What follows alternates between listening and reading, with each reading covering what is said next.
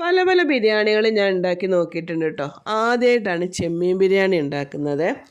ചെമ്മീൻ വൃത്തിയായി കഴുകി വെയിനൊക്കെ കളഞ്ഞതിന് ശേഷം മഞ്ഞൾപ്പൊടി, മുളക് പൊടി, ഉപ്പ്, അതേപോലെ ചെറുനാരങ്ങ നീരും കൂടെ ചേർത്ത് ഒന്ന് കുഴച്ച് വയ്ക്കുന്നുണ്ട് കേട്ടോ. അപ്പോൾ കുറച്ചൊന്ന് പൊരിച്ച് മാറ്റാനും ഉണ്ട്. പിന്നെ മസാലകളൊക്കെ അതിലേക്കൊന്ന് പിടിച്ചോട്ടെ വിചാരിച്ചിട്ട് അങ്ങനെ ചെയ്തതാണ്.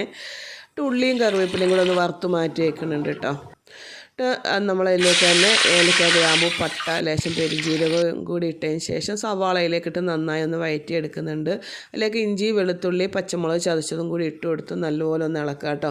അപ്പോൾ വെള്ളം ഞാൻ ആദ്യം തന്നെ അടുപ്പത്ത് വെച്ചിരുന്നേ. അപ്പോൾ അത് തിളച്ച് അതിലേക്ക് ഗ്രാമ്പു, ഏലക്ക, പട്ട ഇട്ട് കൊടുത്തു.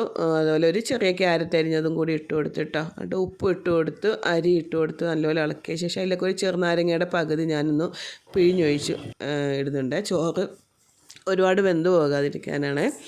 ശേഷം ഉള്ളി വഴറ്റിയതിന് ശേഷം അതിലേക്ക് നമ്മൾ തക്കാളിയും കൂടി ഇട്ടൊന്ന് വഴറ്റിയെടുക്കുന്നുണ്ട്. അതിലേക്ക് മഞ്ഞൾപ്പൊടി, മല്ലിപ്പൊടി, മുളക് പൊടി, ഗരം മസാലപ്പൊടി, അതുപോലെ പെരുംജീരകപ്പൊടിയും കുറച്ച് കുരുമുളക് പൊടിയും ചേർത്ത് ഇളക്കിയതിന് ശേഷം നമ്മളതിലേക്ക് ചെമ്മീൻ ഇട്ട് കൊടുത്തു. ചെമ്മീൻ ഇട്ടതിന് ശേഷം അതിലേക്ക് നമ്മൾ കറിവേപ്പിലയും മല്ലിയിലയും കൂടെ അരിഞ്ഞിടുന്നുണ്ട് കേട്ടോ.